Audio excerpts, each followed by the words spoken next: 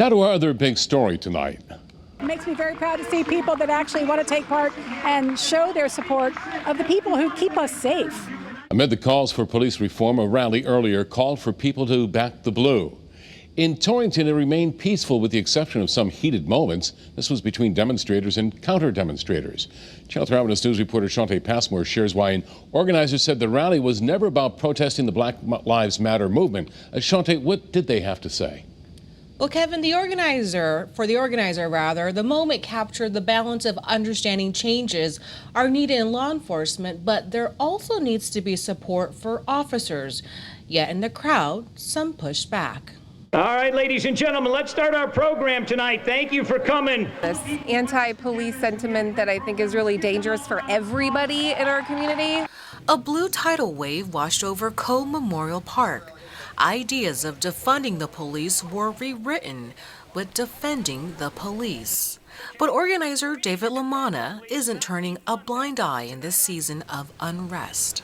One police officer does a rogue act like Derek Chauvin did. It's disgusting. It's a senseless act, and all the police are suffering for that. The death of George Floyd in Minneapolis triggered massive protests around the world. LAMANNA tells me he understands why.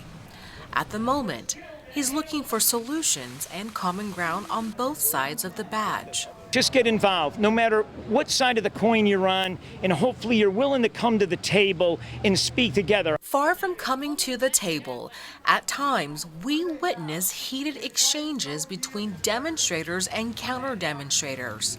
Here, impassioned signs did the talking, but Jeanette Brennan, who's married to an officer, chose to also listen. So I approached him and I just asked him if I could just ask him to tell me his story. And he was really gracious and very kind. I told them their upbringing around police officers is completely different than mine. While divided, together they opened up. Beyond this scene, a defense line surrounded the men and women in blue, where they stood to say, thank you.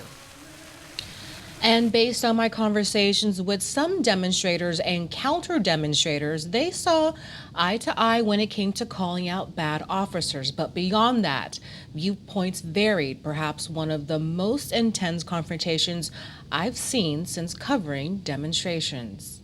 Live at the digital desk, SHAWNTE PASSMORE, Channel 3 Eyewitness News.